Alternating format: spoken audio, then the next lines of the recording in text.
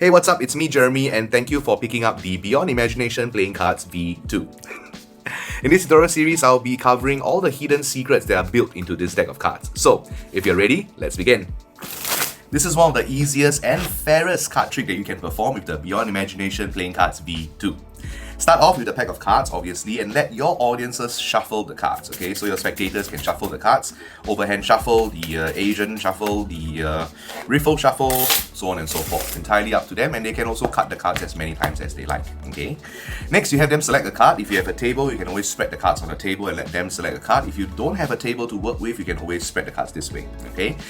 You can also at this point look away. You don't have to look at the cards in case, they think that you are cheating whatsoever, alright? So you look away. In this case, we take one card. Remember this card and don't forget it, okay? The card is then lost somewhere in the pack, like so. So we know it's lost. And here's the best part. You immediately hand the cards out to your spectators and let them shuffle the cards, okay? They can shuffle them in their hands or they can shuffle them on the table. It doesn't really matter. Remember, this card trick has no sleight of hand whatsoever, okay? So they are free to do whatever they want. That's why it's the fairest card trick, alright? At this point, once they're happy, you just take the cards back and then you explain what you're going to do, okay? You're going to start dealing the cards on the table one at a time like this, and you just want them to just think of their cards. So think of the color, the suit, and the value, okay? Now when they see the card on the face of the table like this, I want you to just think the word stop, okay? Don't say anything out loud, just think the word stop, alright? So you continue dealing the cards on the table. At the same time, you are trying to look for, micro expressions and all that kind of stuff. And then you deal the cards out on the table one at a time, and oh, wait, I think I might have a little feeling here. You might have gone a bit too far. Okay, I think it's one of these three. So let's recap. Out of the entire deck of cards that you could have thought of, I ended up with this tree, and I think it's this one. And at this point, you ask them what's the card that you're thinking of, and they will say it's the Four of Spades.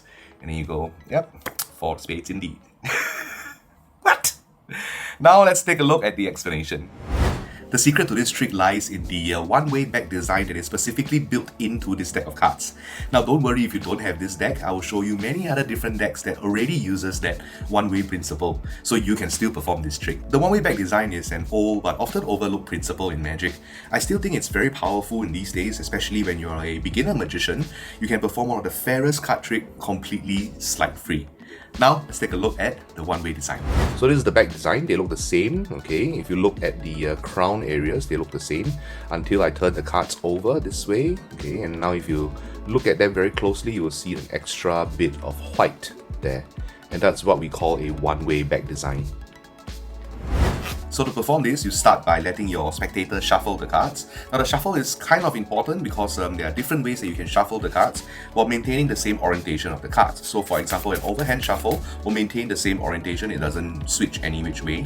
The Asian shuffle like this also will maintain that orientation. The Hindu shuffle also will maintain the orientation. Even the riffle shuffle, as long as they shuffle the cards this way, you will still maintain the orientation. Also, the table riffle shuffle will maintain the orientation, okay? So a little pro tip for you is to see how people shuffle cards and then just hand the cards over to them and say, go ahead, shuffle the cards for them, okay? Shuffle the cards for me. By doing this little gesture, you are trying to subconsciously influence them to shuffle the cards this way, okay? Which will then pick up the cards and shuffle them this way. You can do the same for an Asian shuffle. You can go ahead, take the cards and give them a good mix, okay? So after you take the cards back and they are happily shuffled and cut, again, by cutting the cards, they won't change the orientation of the cards, okay? So that's very important. So, after the cards are shuffled, you take the cards back. There are many ways you can ask them to select a card, okay? The one that I use in the performance is to ask them to simply just tap the back of any card, okay? So you spread the cards, they touch the back of any card, you out jog it. As you turn away, you rotate the cards this way, hence changing the orientation of the cards. Hand it to them, they look at it, they remember the card, and then they place it back into the deck. Then this way, the orientation has already changed. Another method is to spread the cards on the table like this and ask them to select a card, okay? So they'll select a card, in this case, whatever this is. As you square the cards up like this, these cards need to be squared, right? Because they are in a mess right now. So what you can do is that you can just simply pass it to the other hand as you turn it this way. With your thumb pointing upwards like that, okay? Taking the cards this way and squaring the cards. That way you have also changed the orientation of the entire deck, and then they can put their card anywhere they like. Another method that you can do is to use a fan. So if you can do a thumb fan like this, you can ask them to select a card. They do so, okay? And in the motion of closing the fan, you are actually turning the orientation of the cards the other way as well, okay? So there are many different ways. Go and find out which way is best for you. The easiest way, I would think, is that if you don't have a table to work with, is to spread the cards in your hands and ask somebody to take one, right? After they do so, after they remove one card, what you do is this: you say, okay, take a look at the card, I don't want to cheat, so I'll turn away, okay? As you turn away, you just secretly turn the cards over, and then that's it, right? Once you turn back, fair, remember the card, and then ask them to put it anywhere they like, okay? And the best part is, very cleanly, you hand the cards back to them, and then they shuffle the cards, okay? They shuffle the cards over and over again, and they can also cut the cards multiple times, okay? Here comes the important part, the acting part, right? That is, once you start, you will look down into the deck, okay? Look for your mark, whichever deck you're using. If you're using the Beyond Imagination V2, then you look for that white mark, and then you start dealing the cards on the table one at a time, okay? As you do so, you are explaining to them what's going to happen, okay? You want them to start thinking of their card, the color, the suit, and the value.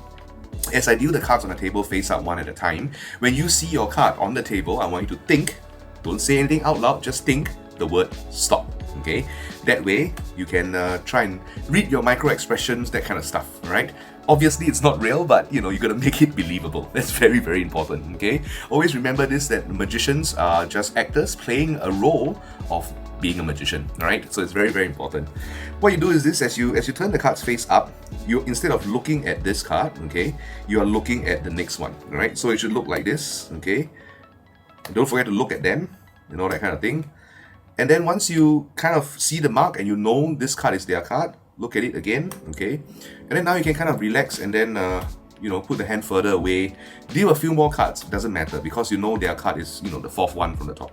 And then you just stop and you go, okay, maybe I might have gone a bit too far. Maybe it was, I think, one of these cards, okay? And then at this point, you can reiterate how fair it was, okay? You can take the rest of the cards, place them on top face up, spread the cards on the table and go, okay, remember how you shuffled the cards, yeah? And then you selected a card, place it back into the deck, and then you shuffle the cards again. Doesn't get any more fair than that, right? I'm gonna go with this one. What was the card that you're thinking of? And then they go 6 of clubs and you show them, yep, the 6 of clubs, okay? Now the interesting thing about this is that they didn't think of a card, right? But you said, what was the card that you're thinking of? Now, it is a little bit of a psychology, and the reason is because when they tell somebody else what happened in this card trick, they would very clearly remember that they were thinking of a card, okay? To them, it might seem as though from a deck of cards, they just looked at one and they were just thinking of it, okay? It makes this particular card trick about 10 times stronger, alright? To their perspective. When they tell somebody, they will be like, yeah, and then I was just thinking of my card and he found it, right? And he was looking at me and trying to figure out, but then he found my card that I was thinking of. It makes this particular very easy card trick about 10 times stronger if you think about it. Okay, before I forget, now let's look at other playing cards that also have that one-way design. So this is also a one-way back design. As you can see, the design is a snake, but if I turn it around this way, the design is now different. So these are the more obvious one-way designs. This is also another one-way design with the writing over here. And if I turn this around, these are very obvious one-way design, right? This is also one of them, very obvious one-way design. If I turn it over, you can see that the back designs are now different. This is the Phoenix playing cards. They look the same, okay? But they are also inbuilt with a one-way design. If you look very carefully here, you'll see the missing fern. And that is a one-way design. This is also another one-way design. If you look at the back, they are the same, but if I turn it around this way, you'll see that the roses are now facing downwards, and on this corner itself, the patterns is different. This is the Assassin's Creed playing cards as well. And if they are the same. If I of course turn this over, it becomes a V instead of the A. So that also is a one-way design. The more common ones are bicycle cards. The design itself is not one-way, but because of the way they are being cut, if you look at the borders on the side, they are now exactly the same size, okay? But if I turn this side over like that, you will see one side is thinner than the other. So that is also a one-way design. This one as well, the Jerry Nuggets playing cards, if you look at the top border and I square the cards out like this, they are exactly the same. But if I turn one side over, because of the way the cards were cut, you can see that one side is actually thicker than the other. This is the Tally-Ho fan bag. If I put them together and you just focus your attention on the flowers on top, they look the same, okay? If I turn this around like that, and if I zoom in just a little bit, you can see that the top flower, the petals, split a bit more than the one on the bottom. Okay, it's very, very subtle, but it's also a one-way back design. And last but not least, the B deck as well. Okay, if you look at this side, right at the edge, you will see, let me just zoom in, you can see that there is about half a diamond on the side. Okay, half a diamond on the side. But if I turn it the other way around, it's almost just a slither of diamond left, right? You see that? So that also is a one-way design. Okay, half a diamond and just a slither. So if I were to put them together like this, I don't know if you can actually see this, but you get the idea. So remember this, although this trick is relatively easy and requires no sleight of hand, you still must practice how to perform this, okay? Do it a few times in front of your phone and all that kind of thing, and then go through the motions and go through the acting. The acting is very important. And because this has no sleight of hand, you can focus all your attention and your practice into the presentation, okay? There are many ways you can perform this. You can do it this way, like how I taught you, okay? Or you can also take the cards this way and then go, okay? No, that's not it. This one, okay, no, that's not it. And, you know, try and figure out their expressions and all that kind of stuff. You can also, I mean, do it this way where you just deal the cards face down and just think of the card. But it kind of becomes too obvious that you're just looking at the back. So I like this idea of you just dealing the cards and looking at them while looking at the mark, right? And then go like this, okay? I feel that it's more believable. You see, with the right presentation, a simple trick like this can also feel like real magic, okay? So it's very important for you to practice and go through the motions and go through the acting. It's very, very important. Please do that for me and for yourself before performing it for others, alright? If you enjoyed this video, don't forget to like and subscribe. Also, if you have any questions, presentational ideas or suggestions and all that kind of stuff, please drop them in the comments below so that we can all learn as a community. Thank you so much for watching. You guys take care, stay safe, and I'll see you on the next one.